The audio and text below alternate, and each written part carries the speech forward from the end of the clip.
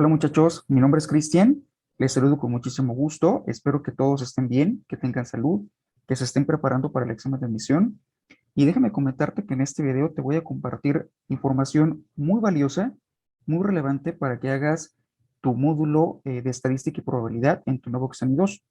Todo lo que te voy a compartir es información fidedigna, es información que nosotros hemos conseguido, que hemos recolectado a través de las diversas aplicaciones de este módulo en el Exeni 2 y principalmente es información que nos gustaría que tomaras como referencia para tu preparación.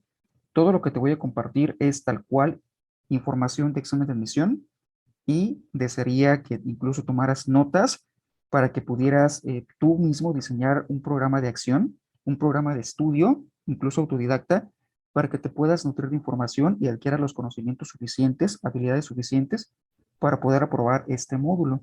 ¿Sale? Entonces, quiero hablar en esta ocasión del módulo de probabilidad estadística, que es lo que te voy a compartir. Te voy a compartir el temario más completo de estudio, el más completo que puedes encontrar en Internet, el más completo que te pueden incluso ofrecer en algún instituto de preparación. Todos los temas que aquí van a aparecer son temas que incluso están respaldados por las anteriores guías de Ceneval y están corroborados con los nuevos ejercicios que aparecieron en el módulo de probabilidad estadística en las aplicaciones que ha habido hasta el momento del nuevo examen 2. Entonces, me dé la tarea de elaborarte este temario y espero que lo disfrutes, espero que lo aproveches si vas a hacer este módulo, ¿vale? Quiero hablar un poquito de este módulo. Este módulo tiene 24 preguntas. Son 24 preguntas las que tiene este módulo. Y la guía de Ceneval te da, la guía oficial que te ofrece Ceneval te da unos ciertos tópicos que tú debes estudiar. Si quieres, te los voy a mostrar de una vez. ¿Qué te parece si te los mostramos? Están hasta la última laminita. Voy a hacer un poquito más pequeña la cámara. Vamos a hacerla más pequeña. Listo. Mira, si tú vas y quieres revisar la información que te ofrece el módulo de probabilidad estadística, que te ofrece la guía oficial para el módulo de probabilidad estadística, solamente te vas a encontrar con esta información. Si te fijas, es algo muy limitado, es algo muy, muy pequeño, no está explícito, es algo muy genérico. Te dice, ok, el módulo se divide en dos apartados, el submódulo de estadística y el submódulo de probabilidad.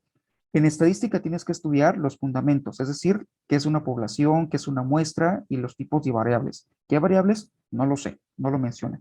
Y además dice, tienes que estudiar las frecuencias y sus representaciones. Pero de eso, ¿qué tengo que estudiar? ¿Qué subtemas tengo que estudiar? ¿Qué apartados? No te lo ofrece, ¿te fijas? También dice que tienes que estudiar medidas descriptivas. ¿Cuáles medidas descriptivas? Y en probabilidad te dice que tienes que estudiar conjuntos y eventos, cálculo de probabilidad y distribuciones. ¿Qué distribuciones? Hay muchísimas distribuciones en probabilidad. Todo esto yo te lo voy a compartir ahorita. Espero que tomes nota, ¿eh? Todo esto es importantísimo. Aunado a esto que te voy a compartir, también te invito a que tome las siguientes cápsulas en las cuales voy a explicar los ejercicios reales de probabilidad estadística que se presentaron en la aplicación del nuevo examen 2 aplicado en la Universidad Autónoma del Estado de Hidalgo. ¿Vale? Entonces te los voy a compartir, tómalos como referencia, espero que te hagan bastante bien porque es contenido de examen de admisión. Te lo comparto con muchísimo gusto, con muchísimo cariño y la única intención es que te vaya bastante bien en tu examen de admisión.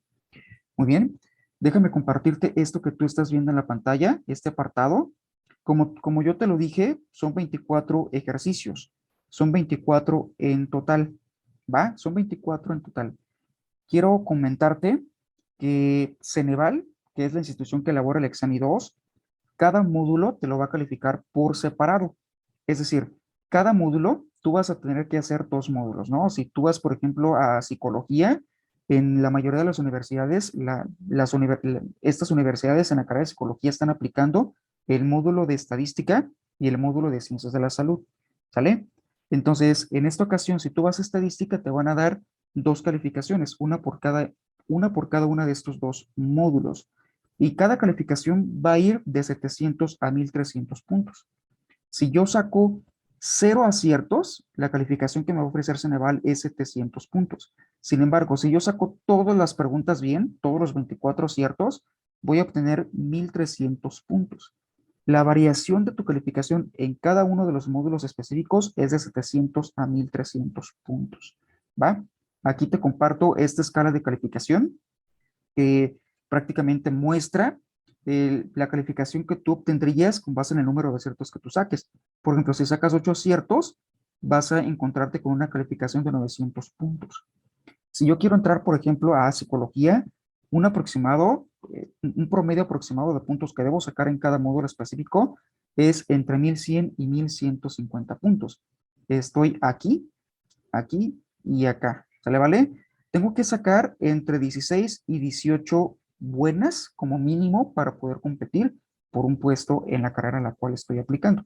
En esta ocasión, a psicología. ¿Sale? Entonces, te comparto esta información, es sumamente valiosa. Mira, vamos a comenzar con la explicación del temario. El temario realmente es muy, muy importante. Esto que vas a ver ahorita, sumamente importante. ¿Sale? Mira, voy a hacer un poquito más pequeñita la cámara. Listo, ya. Quiero hablar un poquito del temario. Es el temario más completo que tú puedes encontrar en internet. El más completo. Tómalo como base. Créemelo, te lo digo con toda honestidad. Es el temario más valioso que tú puedes obtener para estudiar este módulo específico. ¿Qué tienes que estudiar? Tienes que estudiar concepto y utilidad de la estadística descriptiva. Y asimismo también tienes que estudiar concepto y utilidad de estadística inferencial. Tienes que saber diferenciar entre estos dos tipos de estadística. La estadística se divide en dos. La estadística descriptiva, que se basa prácticamente en resumir, en proporcionar las características de un conjunto. ¿Sale? Esas características que son las que describen el conjunto. ¿Cuáles son las características que describen un conjunto de datos? Su promedio, su mediana, su moda, su varianza, su desviación estándar, su rango, entre otras. ¿Sale? Y asimismo, otra rama de la estadística es la estadística inferencial. ¿Sale? Listo. Es la estadística inferencial, muchachos. ¿De qué me habla la estadística inferencial? A ver, la estadística inferencial prácticamente es aquella rama de la estadística que se encarga de analizar los datos que tú tienes en una muestra para poder hacer inferencias, para poder hacer deducciones sobre los datos de una población, ¿va? Haz de cuenta que tienes un subconjunto de datos de un total inmenso de datos, seleccionas unos cuantos de ellos y vas a tratar de estimar ciertas variables o ciertos comportamientos en la población a partir del análisis que tú le imprimas a ese subconjuntito de datos que tú elegiste, a esa muestra. Y aquí hay diversos instrumentos estadísticos. En la estadística inferencial, tú te vas a encontrar con la regresión lineal y con también las famosas pruebas de hipótesis. Las pruebas de hipótesis y la regresión lineal son instrumentos estadísticos de la estadística inferencial. ¿Sabes? También, ¿qué tienes que estudiar? Tienes que estudiar la definición de población, de muestra y de censo. ¿Vale? Tienes que saber qué es un censo. Un censo es prácticamente aquella actividad que lleva a cabo ciertas instituciones para poder recolectar información que va a ser posteriormente tratada para poder conocer las características de una población o poder hacer inferencias a partir de esa información que tú recolectaste, poder hacer inferencias sobre la población total. ¿Va? Entonces, eso es el censo. También tienes que saber cuáles son los tipos de variables que existen en estadística. Hay variables cuantitativas y variables cualitativas. Las variables cuantitativas hacen alusión a números, ¿va? Y las variables cualitativas hacen alusión a características o, como su nombre lo indica, a cualidades. Las variables cualitativas no admiten numeración, se podría decir. ¿Sale, vale? Las variables cuantitativas, a su vez, tienen otra como otra clasificación. Las variables cuantitativas se clasifican en continuas y en discretas. Tienes que saber cuándo una variable es continua y cuándo una variable es discreta. Por ejemplo, las variables discretas son aquellas que solo admiten números enteros. Por ejemplo, la cantidad de hermanos que yo tengo. Yo no puedo decir que tengo 2.5 hermanos. Tengo 2 hermanos o 3 hermanos o 4 hermanos, una cantidad entera. Esa es una variable discreta. Y las variables continuas son aquellas variables que admiten incluso decimales. Por ejemplo, el peso. Yo puedo pesar 120.8 kilos o puedo pesar 65.6 kilos. Admitimos o consideramos incluso decimales. ¿Va? Entonces, esa es la diferencia entre una variable continua y una variable discreta. Y las variables cualitativas se dividen a su vez en dos. en nominales y en ordinales. Las nominales son variables que prácticamente hablan de cualidades, pero que no son jerárquicas. Por ejemplo, el sexo. El sexo es una variable nominal, ya que el sexo se puede, se puede representar como hombre o mujer. Entonces, en este caso, el sexo es una variable nominal, te habla de una cualidad, pero el sexo no es jerarquizado, no tiene un orden en específico, ¿sale? No se puede decir que el hombre es más importante que la mujer o viceversa. A eso me refiero con un orden jerárquico. Y las variables ordinales, muchachos. Las variables ordinales hacen alusión a un orden o a una jerarquía. Son cualidades que se jerarquizan. Por ejemplo, el rango de un militar. El rango de un militar es una variable cualitativa. ¿Sale? Hablamos de una cualidad, del rango de un militar. Pero esa cualidad tiene un cierto orden, una importancia, una relevancia. ¿Por qué? Porque no es lo mismo un cabo que un sargento, que un teniente, que un mayor, que un general. Cada uno de estos rangos es más importante que otro, que los demás.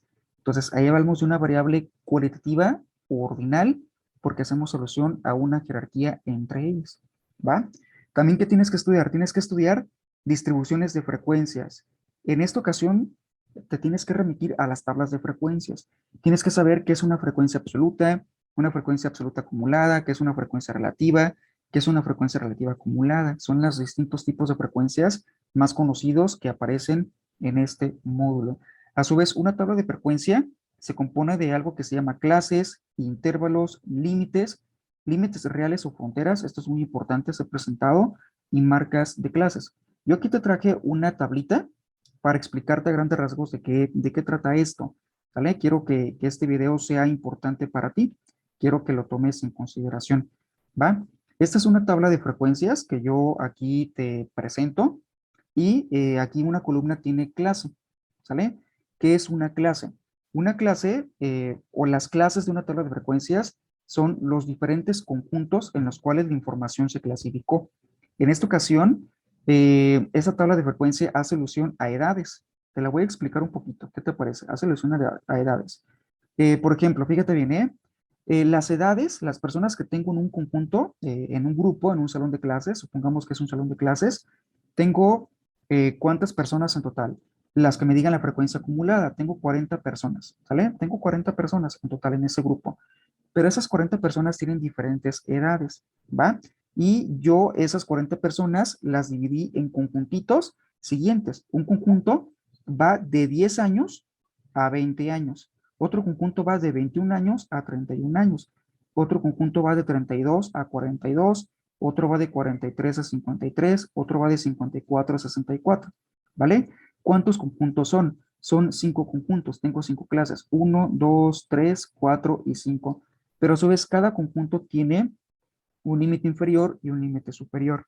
¿Va? Por ejemplo, el primer conjunto, el límite inferior va de 10 años y el límite superior va de 20. De 10 a 20 hay 11 personas, los que me diga la frecuencia absoluta, ¿sale? De 21 a 31 años hay 10 personas, los que me diga la frecuencia absoluta. Recuerda, frecuencia absoluta no es lo mismo que frecuencia absoluta acumulada, tienes que saber eso. Y así consecutivamente, ¿sale? Entonces, a eso se refieren las clases, los intervalos, los límites, y hay un concepto más, dice límites reales o fronteras. Esto es importantísimo porque se presentó en el examen de admisión, te preguntaban cuál era la frontera superior, si mal no recuerdo, de la primera clase, ¿va? Entonces tienes que saber qué es una frontera real o también un límite real, son sinónimos. Aquí te lo voy a explicar.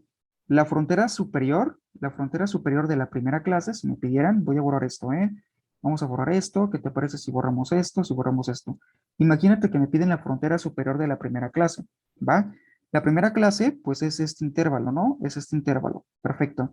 La frontera superior, haz de cuenta que es el promedio del límite superior de la primera clase y del límite inferior de la segunda clase, de la clase que continúa. Tienes que promediar 20 y 21. 20 más 21 entre 2 me da 20.5.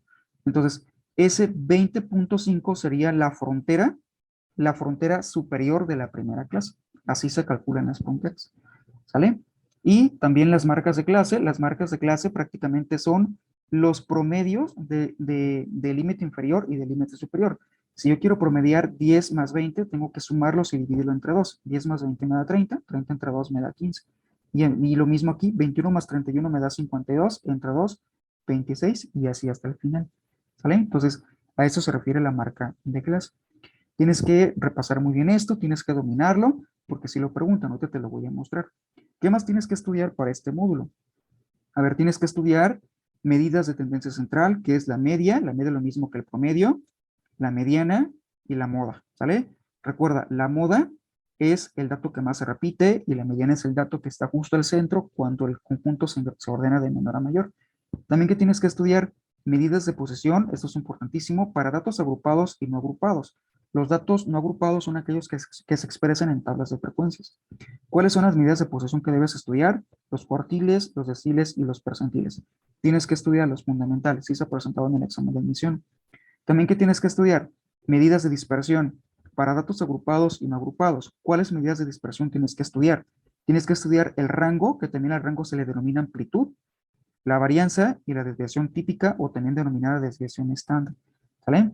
Entonces tienes que repasar muy bien esto, estudiar los conceptos y ahorita te voy a mostrar los ejercicios que se presentaron. ¿Qué te parece? Y también tienes que estudiar el apartado de representaciones gráficas. Tienes que saber distinguir cuándo es un gráfico de barras, cuándo es un histograma, cuándo es un polígono, cuándo es una ojiva, cuándo es un gráfico circular. Sí te suelen preguntar las características o diferencias de cada uno de ellos. Sí se ha presentado. Yo aquí te lo voy a explicar un poquito, ¿sale? A ver, te lo voy a explicar con todo cariño, con todo gusto. Mira, este es un gráfico de barras, este es un gráfico de barras, y el de abajo es un histograma, este es un histograma. ¿Cuál es la diferencia entre un gráfico de barras y un histograma? La variable X. La variable X, pues es el eje horizontal, ¿no? Esta es la variable X, ¿sabes? En un gráfico de barras, la variable X, es decir, la variable que estoy tabulando, es generalmente cualitativa. Esta es cualitativa, ¿no? Es básquetbol, fútbol, handball, voleibol, tenis y ninguno, ¿vale? Son variables como cualitativas y en el eje Y se representa la frecuencia absoluta, es decir, las veces que en este caso una persona practica esta variable cualitativa, este deporte. Por ejemplo, aquí básquetbol lo practican 15 personas, aquí fútbol lo practican 20 personas y así consecutivamente. Y en el histograma la variable X es cuantitativa. Te digas, aquí en este caso, en el eje X hablamos de edades y están representadas por cantidades, por números, 20, 40, 60 y 80. Y en el eje Y hablamos de las frecuencias absolutas, es decir, de la cantidad de personas que tienen cada una de esas edades. Entonces, la gráfica de barras en el eje X tiene, digamos, cualidades, ¿sale? Y el histograma en el eje X tiene números, tiene variables cuantitativas, ¿sabes? Entonces, esa es la gran diferencia entre gráfico de barras e histograma. También tienes que saber la diferencia entre una ojiva y entre un polígono. Fíjate bien, ¿eh? El primer gráfico que aquí estás observando es un gráfico de polígono, ¿va? ¿A qué se refiere este tipo de gráfico? ¿Cuáles son sus características? Voy a hacer un poquito más grande la cámara. Listo, para que me veas un poquito mejor. En esta ocasión se refiere prácticamente a que, fíjate bien, el eje horizontal en esta ocasión fue numérico. Cuando tienes un polígono, generalmente el gráfico, el eje X es numérico, es cuantitativo, pero en el eje Y se muestran las frecuencias absolutas. Por ejemplo, en este caso, el 6.5 aparece 7 veces. El 11.9 aparece 4 veces aproximadamente. Entonces, eso lo simbolizas con un puntito y esos puntitos se unen y la unión de esos puntitos forma algo que se llama polígono, ¿vale? Por eso gráfico de polígono. Y la ojiva es algo muy interesante, la ojiva siempre va hacia arriba, ¿sale? La ojiva es creciente, siempre va creciendo, siempre va creciendo. ¿Por qué? Porque la ojiva en el eje Y hace alusión a las frecuencias, aquí te lo voy a decir, frecuencias absolutas, sí, absolutas, pero acumuladas, ¿va? La frecuencia absoluta acumulada es la suma de las frecuencias absolutas. Por eso, una frecuencia absoluta acumulada es mayor a la frecuencia absoluta acumulada anterior. Y esta a su vez es mayor a la frecuencia absoluta acumulada ante anterior, y así consecutivamente. Entonces, siempre las frecuencias absolutas acumuladas son más grandes que las anteriores, por lo tanto, siempre el gráfico es creciente. A eso se refiere, ¿sabes? Y Pues el gráfico circular, como su nombre lo indica, es simplemente un círculo.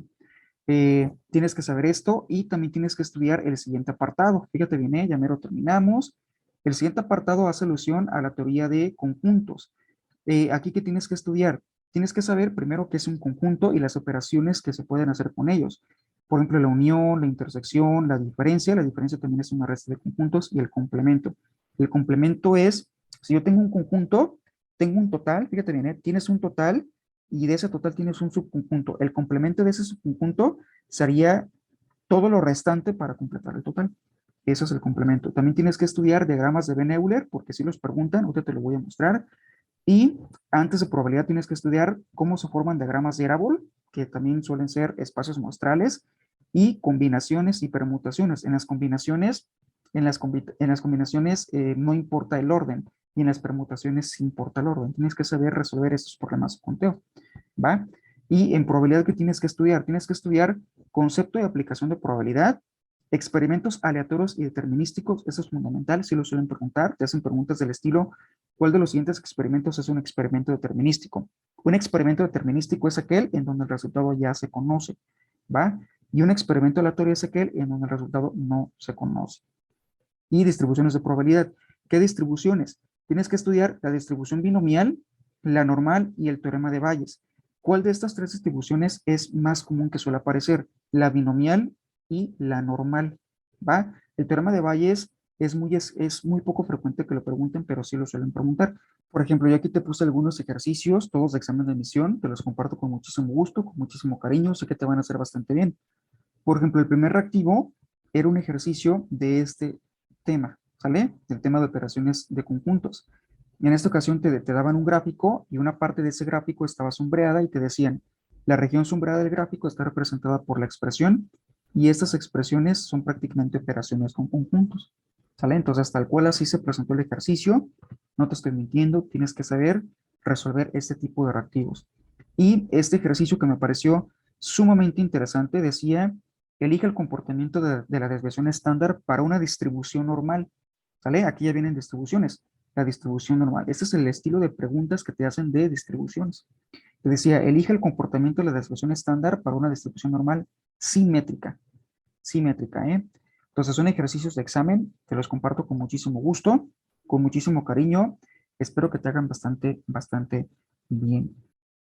Entonces, todo esto te lo comparto con muchísimo gusto, te lo comparto con muchísimo gusto.